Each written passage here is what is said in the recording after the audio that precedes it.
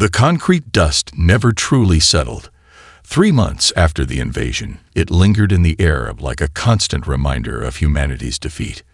Jack Harper adjusted the worn-out industrial respirator that barely filtered the toxic mixture of pulverized buildings and alien particulate matter. His hands, once the well-maintained tools of a special operations tactician, were now calloused and bleeding from endless hours of manual labor in the crawl processing facility. The labor camp stretched across what was once the sprawling industrial complex of Detroit. Massive alien processing towers now dominated the landscape, their crystalline structures rising like grotesque monuments to human subjugation. Thousands of prisoners moved in carefully monitored lines, sorting through the remnants of human civilization. Each worker wore a biosuppression collar, a crawl invention that monitored vital signs, restricted movement, and delivered excruciating punishment for even the slightest deviation from assigned tasks. Jack remembered the invasion like a recurring nightmare. It had happened with terrifying speed. The first Krull ships appeared over major cities simultaneously, their quantum-phase weapons rendering human military technology obsolete in minutes. Defense systems crashed. Communication networks collapsed. Entire military bases became smoking craters before most soldiers could even reach their stations. He glanced at the elderly worker to his right, Frank Martinez, a former automotive engineer who now sorted through microscopic technological components. The man's hands moved with a precision that suggested years of delicate work, his weathered face a map of endurance and quiet defiance. Frank caught Jack's eye and offered a nearly imperceptible nod, a small gesture of solidarity that could mean instant punishment if the Krull overseers noticed. The alien guards were unlike anything humanity had ever encountered. Standing nearly 8 feet tall, their exoskeletons shifted like living metal, adapting to environmental conditions with impossible fluidity. Sensory clusters replaced traditional eyes, scanning the work floor with a cold, mathematical precision that made human movements feel painfully slow and predictable. A sharp, crackling sound broke the monotonous rhythm of work.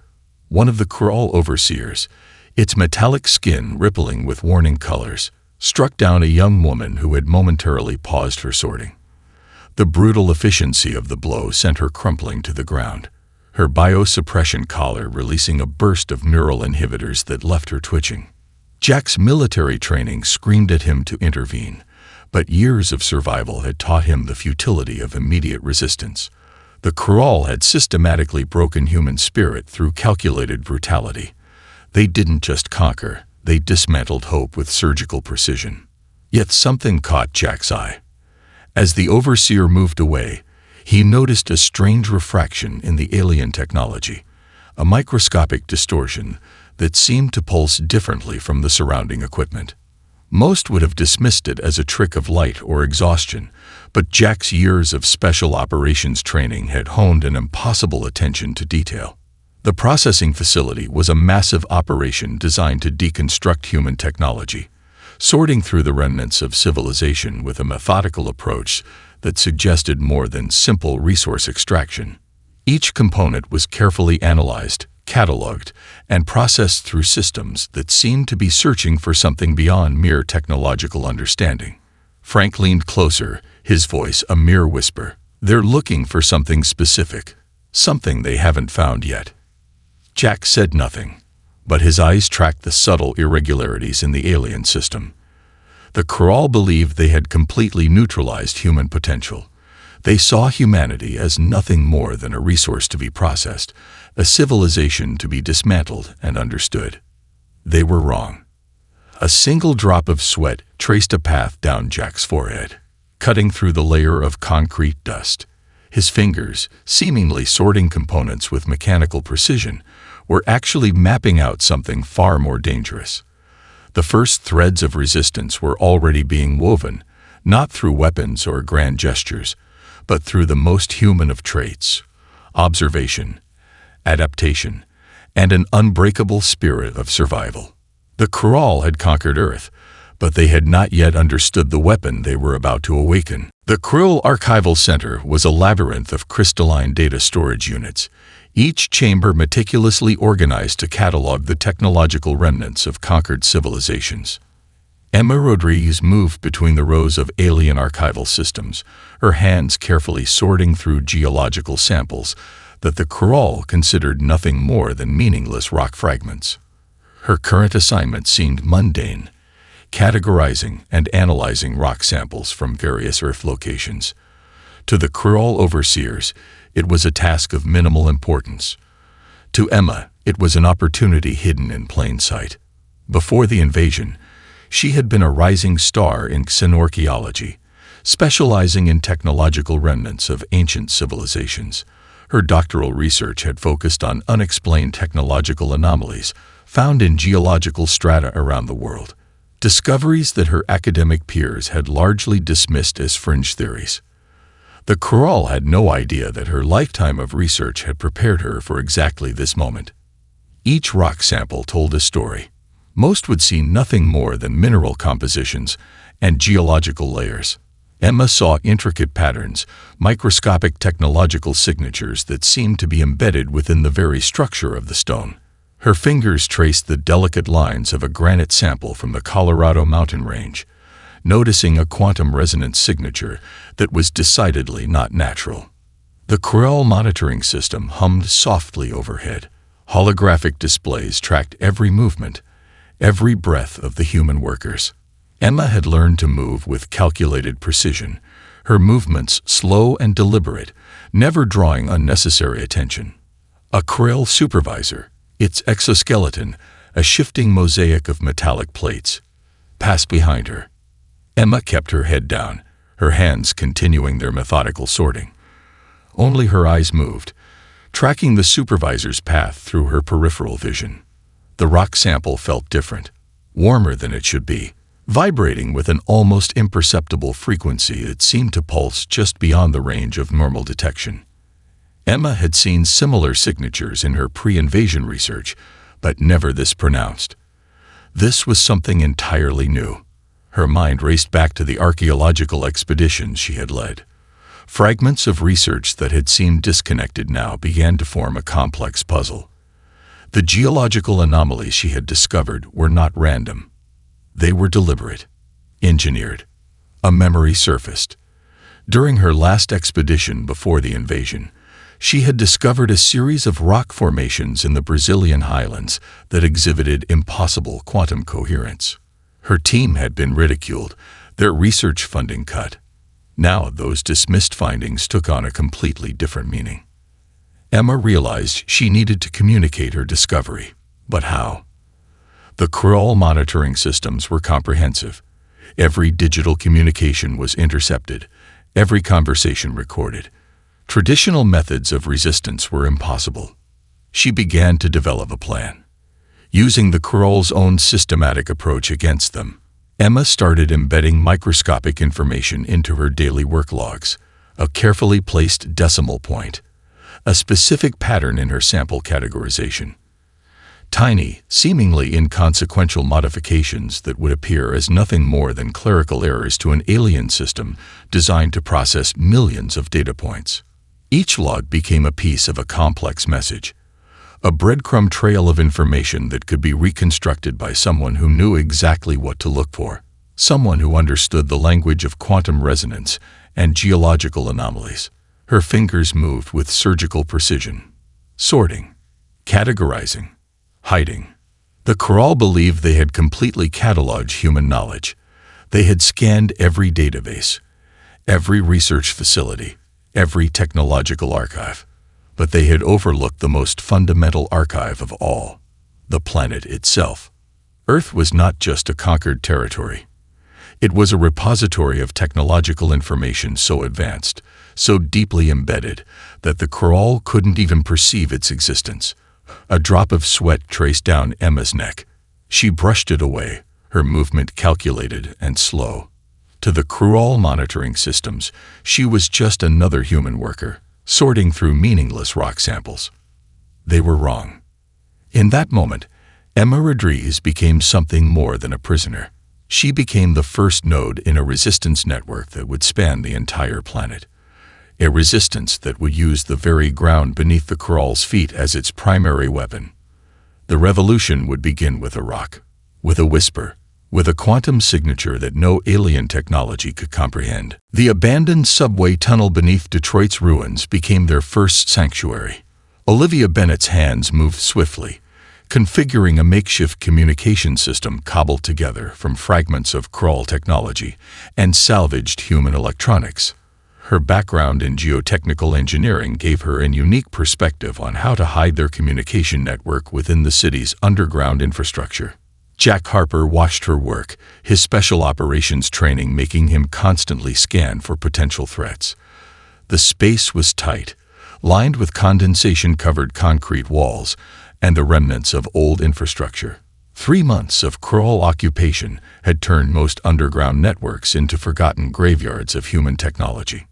Michael Chang sat hunched over a modified quantum computing module, his fingers dancing across improvised circuitry. Before the invasion, he had been leading quantum research at a top-tier Silicon Valley laboratory.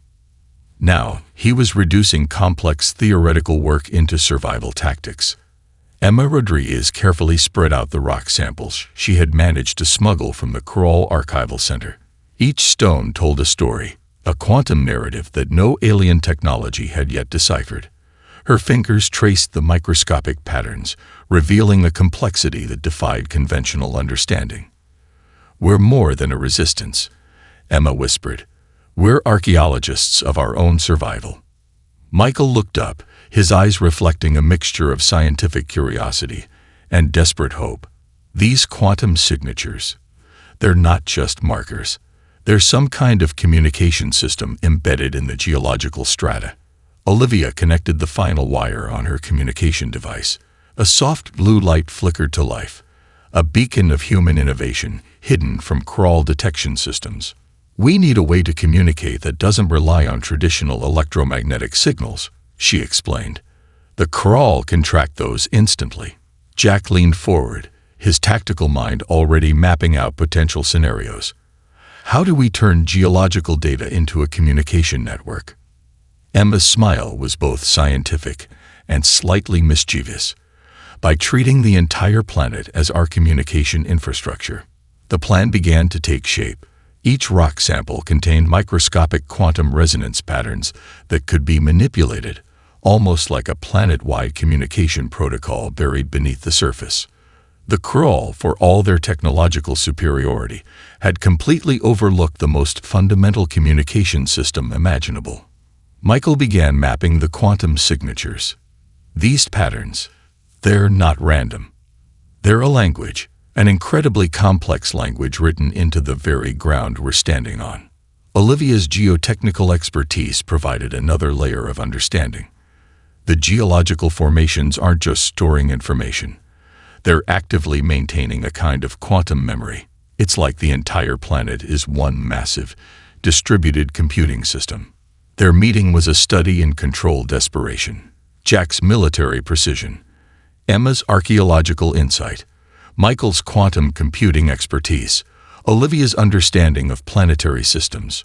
4 individuals who represented different aspects of human potential, united by a single impossible goal. "The Krall think they've conquered us," Jack said, his voice low and intense. "They have no idea what's waiting beneath their feet." Emma spread out her rock samples, creating a complex mosaic that looked like nothing more than random geological fragments to an untrained eye. But to this group, it was a map, a blueprint, a weapon. Michael began coding, translating the quantum signatures into a communication protocol that could work beneath traditional detection methods. "We're essentially creating a communication system that exists outside of traditional electromagnetic spectrum," he explained. "The Krall scanners won't even recognize it as communication." Olivia connected her geotechnical monitoring equipment, creating a network that could track microscopic changes in geological formations. "We can send messages through fundamental changes in rock composition, quantum state modifications that are so subtle, they're practically invisible." Their first message would be simple, a proof of concept, a declaration that humanity was not defeated, merely gathering its strength. Jack looked at each of them. A former special operations tactician, a quantum researcher, a geotechnical engineer, a xenorchaeologist, an impossible team formed in the crucible of planetary occupation. They conquered our cities, he said, but they never conquered our spirit. The blue light of Olivia's communication device pulsed softly, a heartbeat, a signal, a promise. Humanity was not finished, not by a long shot. The underground laboratory hummed with a quiet intensity that defied the desolation of the world above. Michael Chang's fingers moved across holographic displays, each gesture revealing layers of complexity that challenged everything humanity thought they knew about planetary systems. It's not just a weapon, Michael muttered, more to himself than to the others. It's a living network. Emma Rodriguez leaned closer, her archaeological training finding resonance in the impossible data unfolding before them.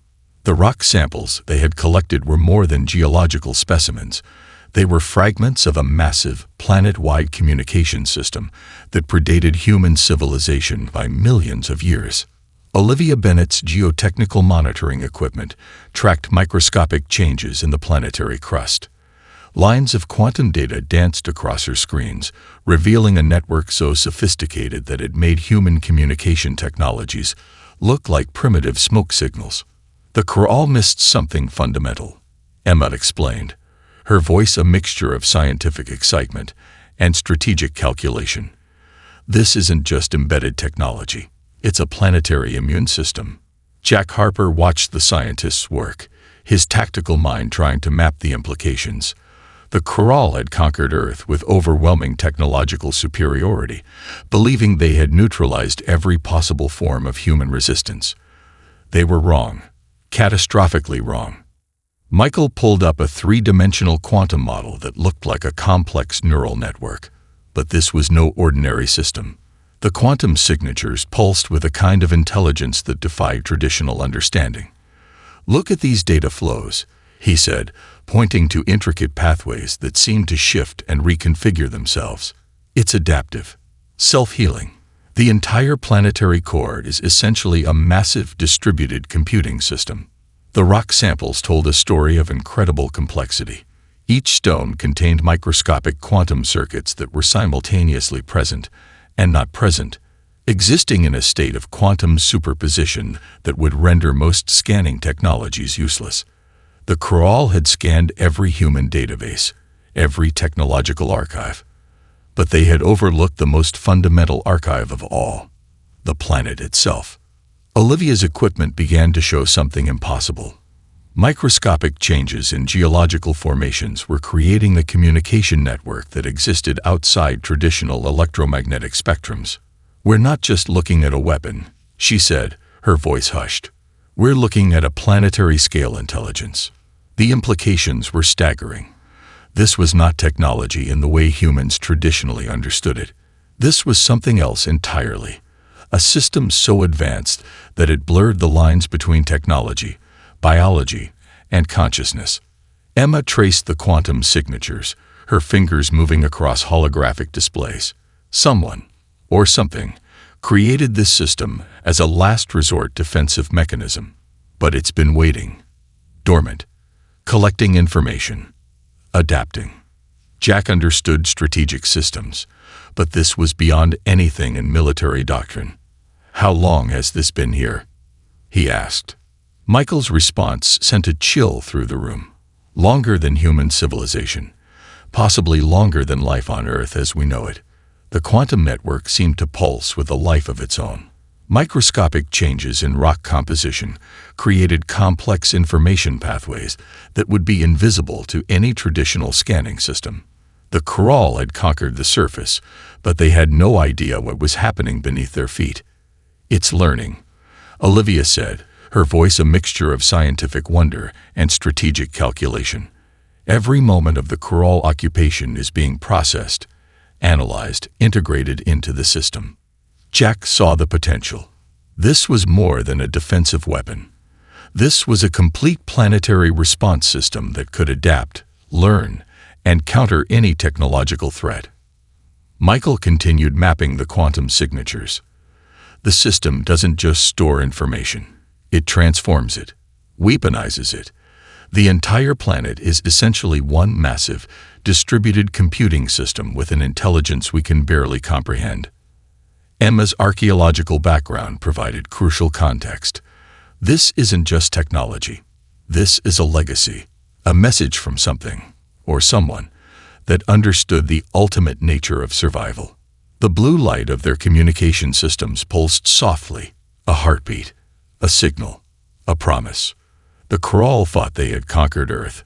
They had no idea what was about to be unleashed. The activation protocol was madness. Pure, calculated madness. Michael Chang's fingers moved across a holographic interface that looked more like an impossible mathematical symphony than a traditional computer system. Quantum equations danced around him, each calculation a potential pathway to planetary salvation or absolute destruction. "We're talking about manipulating fundamental physical laws," Michael muttered, sweat beading on his forehead. "This isn't just a complex algorithm. It's a complete rewriting of how matter and energy interact."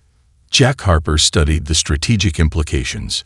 Their plan required simultaneous operations across multiple global locations, each site a critical node in a planetary defense network that no alien technology could comprehend. Former military installations, geological research centers, communication hubs, each would play a crucial role in triggering the dormant weapon. Olivia Bennett's geotechnical expertise provided the physical framework. Her maps showed precise locations where quantum resonance could be amplified. "These sites aren't random," she explained, pointing to a complex overlay of geological formations. "They're quantum entanglement points, natural amplification zones that have existed long before human civilization." Emma Rodriguez connected the archaeological dots. The rock samples they had collected weren't just evidence, they were activation keys. Each stone contained microscopic quantum signatures that could trigger specific responses in the planetary defense system.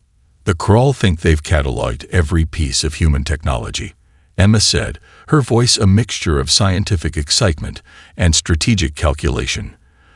"They have no idea we're using the planet itself as our primary weapon." The plan was breathtakingly complex. They would need to create quantum disruptions at precisely calculated moments, using a communication network that existed entirely outside traditional electromagnetic spectrums. No Crawl scanning system could detect their preparations. Michael pulled up a holographic model that looked like a living, breathing neural network. "We're essentially teaching the planet how to defend itself," he explained. "Each quantum signature is a learning algorithm. We're not just activating a weapon, we're awakening an intelligence." Jack understood operational complexity, but this was beyond anything in military doctrine. "How do we ensure the Crawl don't detect our preparations?" Olivia's solution was elegant in its simplicity. "We hide in plain sight. Every preparation looks like standard Crawl processing protocols. We're using their own systematic approach against them." The team had identified 17 critical activation points spread across the globe. Each location required a specific sequence of quantum manipulations that would be invisible to Crawl scanning technologies. Geological research centers, abandoned military bases, deep-sea communication hubs, each would play a crucial role in triggering the planetary defense system. "It's like we're performing a planet-wide symphony," Emma said, her fingers tracing quantum pathways on the holographic display. "Each location is an instrument, and the planet is our conductor." Michael's calculations showed the incredible complexity of their plan. They would need to create quantum disruptions that existed simultaneously in multiple states, present and not present, active and dormant. The Crawl technological systems relied on definitive states. This plan existed in the impossible spaces between. Jack mapped out the human resources, resistance members positioned at each activation point, each one trained to execute their part of the protocol with absolute precision. Former military personnel, scientists, engineers, a network of humans who refuse to be conquered. "Timing is everything," Michael explained. "We have a window of approximately 17 minutes. Any longer, and the Creole scanning systems might detect the quantum fluctuations. Any shorter, and we won't achieve full planetary resonance. Olivia's geotechnical monitoring equipment showed microscopic changes already beginning to propagate. The planet was preparing, gathering its strength, waiting for the precise moment of activation. "We're not just fighting," Jack said, looking at his team. "We're rewriting the rules of conflict itself." The quantum signatures pulsed softly, a heartbeat, a promise, a weapon unlike anything the Kroll could comprehend. Humanity was about to show the universe exactly what it meant to be unconquerable. The first signs were subtle. Aboard the Kroll flagship orbiting Earth, Chief Navigator Krulax noticed an imperceptible vibration in the quantum stabilization matrix. Most would have dismissed it as a minor system fluctuation. But Krulax had spent 3 generations mapping conquered civilizations, and something felt different. In the Underground Resistance Command Center, Michael Chang watched the holographic displays with intense concentration. "It's beginning," he whispered. The quantum disruption started at the molecular level. Kroll sensors, designed to detect the most microscopic changes in planetary systems, began to register anomalies that defied conventional understanding.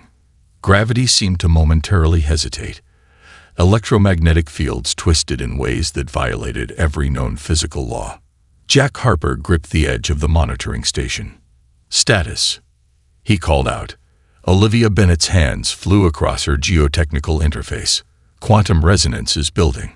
We're seeing cascade effects in geological formations across multiple continental plates." Her voice carried a mixture of scientific wonder and strategic calculation. Emma Rodriguez watched the rock samples they had collected. Each stone seemed to pulse with an internal light, quantum signatures dancing in patterns that no alien technology could comprehend.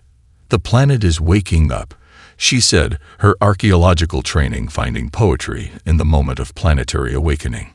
On the Kroll flagship, entire computational systems began to destabilize. Krulax watched in growing horror as quantum calculations became impossible.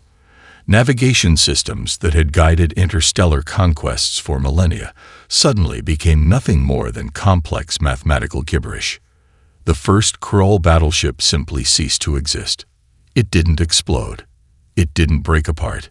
It simply became nothing. A momentary distortion in spacetime, and then empty vacuum where a massive warship had been seconds before. The laws of physics seemed to hiccup, and reality rewrote itself. "Quantum entanglement breach," Michael reported, his voice clinical despite the magnitude of what was happening. "The planetary defense system is rewriting fundamental interaction protocols." Across Earth, Kroll occupation forces experienced impossible phenomena. Weapon systems turned to dust. Shield generators collapsed into themselves. Entire battalions found themselves suddenly existing in multiple quantum states simultaneously, present and not present, alive and not alive. Jack understood combat, but this was beyond any form of warfare humanity had ever conceived. "We're not destroying them," he realized. "We're undoing their fundamental existence." Olivia's monitors showed planetary systems responding in ways that defied conventional scientific understanding. Geological formations shifted. Quantum networks pulsed with an intelligence that was both terrifyingly alien and fundamentally connected to Earth itself. "It's learning," Emma said, watching the quantum signatures spread. "The planetary defense system isn't just responding. It's adapting, evolving." Kroll communication networks collapsed first.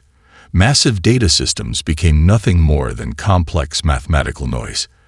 Their technological superiority, built over millions of years of galactic conquest, became their ultimate weakness. Michael tracked the quantum cascade. "We're seeing complete systemic breakdown," he reported.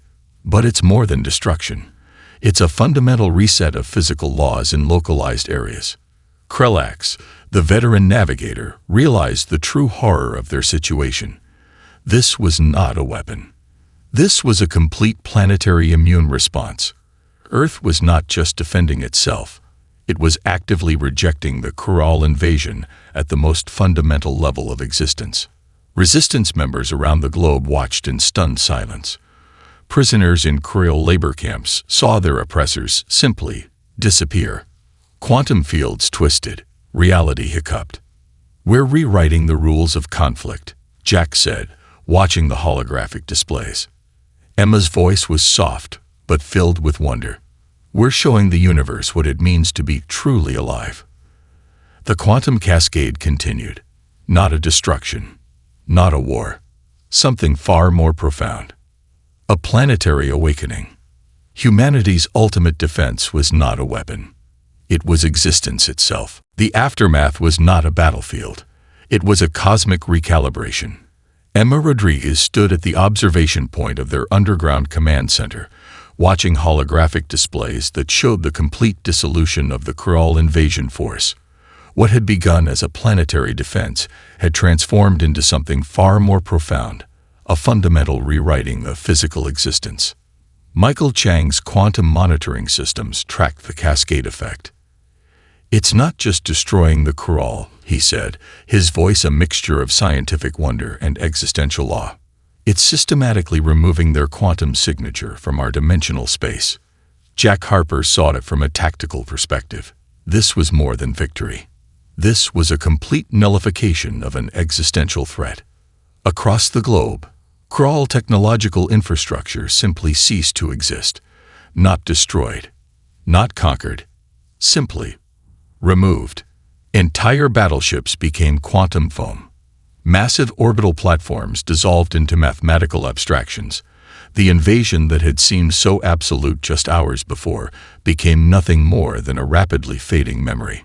Olivia Bennett's geotechnical systems showed something even more extraordinary. The planetary defense mechanism wasn't just responding to the Creole invasion. It was learning, adapting, creating a comprehensive defensive template that could be used against future threats. "We're looking at a living defense system," Olivia explained, her fingers tracing complex quantum pathways on her holographic display. "It's not just protecting Earth. It's developing a comprehensive threat response protocol for the entire planetary ecosystem." Michael's calculations revealed the true depth of what they had awakened. The quantum network embedded in Earth's geological formations was more than a weapon. It was a sophisticated intelligence that had been waiting, collecting information, adapting, preparing for the moment of ultimate challenge. Jack understood survival. But this was beyond any military strategy he had ever encountered. "How long has this been here?" he asked, looking at Emma. Her archaeological background provided context. "Longer than human civilization," Emma responded. "Possibly older than complex life on this planet. This is a defense mechanism created by something, or someone, we can't even begin to comprehend." The Creole communication networks, once the most advanced in the known galaxy, collapsed completely. Their entire technological infrastructure became nothing more than complex mathematical noise. Entire fleets simply winked out of existence, reduced to quantum potentiality. Michael tracked the cascade effect. "We're seeing complete systemic breakdown of Creole technological infrastructure, but it's more than destruction. It's a fundamental reset of physical laws in localized areas." Orbital tracking systems showed something impossible. The Creole invasion force, which had numbered thousands of ships and millions of combat units, was being systematically removed from existence, not destroyed, not defeated, simply erased. "It's like the planet is performing an immune response," Emma said, watching the holographic displays, identifying the invasion as a fundamental threat and systematically neutralizing it at the quantum level. Olivia's geotechnical monitoring revealed the true depth of the defensive mechanism. "The planetary network is creating a comprehensive threat template," she explained. "It's not just responding to this invasion. It's developing a defense protocol that could protect against future threats." Jack saw the strategic implications. "We're not just talking about a weapon," he realized. "We're talking about a complete planetary defense intelligence." The Creole leadership, those few who survived the initial quantum cascade, found themselves completely neutralized. Their most advanced technologies became nothing more than complex mathematical abstractions. Their entire civilization, built over millions of years of galactic conquest, became a footnote. Michael's final calculations were breathtaking. "We didn't just defend ourselves," he said. "We demonstrated a form of planetary intelligence that goes beyond anything the Kroll could comprehend." Emma looked at the holographic displays, seeing the complete removal of the invasion force. "We showed the universe what it means to be truly alive," she whispered. The planetary defense system continued its work, not with violence, not with destruction, but with a fundamental rewriting of possibility itself. Humanity had not just survived. They had redefined the very nature of survival. The world was quiet, not the silence of defeat, but the profound stillness of awakening. Emma Rodriguez stood on the surface of what was once a Kroll processing facility, now nothing more than a stretch of reclaimed earth. Her fingers traced the ground, feeling the quantum signatures that still pulsed beneath the surface, a living memory of what had transpired. Jack Harper approached, his military posture softened by the weight of what they had experienced. "What do we do now?" he asked, a question that carried the weight of human civilization. Michael Chung was already working, his quantum monitors tracking the ongoing evolution of the planetary defense system. "We're not just survivors," he said, looking up from his holographic displays. "We're witnesses to something unprecedented in cosmic history." Olivia Bennett's geotechnical analysis revealed the true depth of their discovery. The planetary network was more than a defense mechanism. It was a living, breathing intelligence that had been waiting, collecting, learning, preparing for millions of years. "This isn't just about Earth," Olivia explained, her fingers moving across complex data visualizations. "This is about understanding our place in a much larger cosmic ecosystem." The Kroll invasion had been completely erased. Not just their ships, not just their technology, but their entire quantum signature had been systematically removed from human dimensional space. It was more than a victory. It was a fundamental reset of cosmic possibilities. Scientific outposts around the world began to piece together the extraordinary nature of what had occurred. The planetary defense system was not a weapon in any traditional sense. It was an adaptive intelligence that had been dormant, waiting for the precise moment of ultimate challenge. "We were a test," Emma realized, her archaeological background providing unique insight. The entire invasion was a catalyst, a way for the planetary intelligence to understand the nature of existential threat. Michael's quantum calculation showed something even more profound. The defense mechanism was now actively analyzing the broader cosmic environment. It wasn't just protecting Earth, it was developing a comprehensive understanding of potential future threats. Jack saw it from a strategic perspective. "We've become something more than a single planetary civilization," he said. "We're now a cosmic defense node." Survivors from Kroll labor camps began to share their experiences. The invasion had been completely nullified, not through traditional warfare, but through a fundamental rewriting of physical laws. Entire Kroll battalions had simply ceased to exist, reduced to quantum potentiality. Olivia's ongoing analysis revealed the true depth of the planetary network. "It's not just defending," she explained. "It's learning, evolving, creating a comprehensive threat response protocol that goes beyond our current understanding of intelligence." The global resistance network that had initiated the defense began to understand the true nature of their achievement. They hadn't just saved humanity. They had demonstrated a form of planetary intelligence that challenged everything known about survival and defense. Michael tracked the ongoing quantum signatures. "We're seeing continuous adaptation," he reported. "The planetary network is creating a comprehensive template for potential future threats. It's not just reactive, it's predictive." Emma found a strange poetry in the discovery. The very ground beneath their feet had been a sophisticated defense mechanism, waiting, watching, preparing for millions of years. The Kroll invasion was nothing more than the ultimate trigger that had awakened something far more profound. Jack understood survival. But this was beyond any military strategy he had ever conceived. "We've redefined the very nature of planetary defense," he said, looking at the transformed landscape. The scientific community worldwide began to piece together the extraordinary implications. This was more than a technological breakthrough. This was a fundamental reimagining of how intelligent systems could exist and respond to existential threats. Michael's final analysis was both terrifying and beautiful. "We're not just a surviving civilization," he said. "We're now a cosmic intelligence node, a living, adaptive defense system that exists beyond traditional understanding." Emma looked at her team, the archaeologist, the quantum physicist, the geotechnical engineer, the military strategist, an impossible group that had awakened something extraordinary. "We showed the universe what it means to be truly alive," she whispered. The planetary network continued its work, watching, learning, preparing. Humanity had not just survived. They had become something more.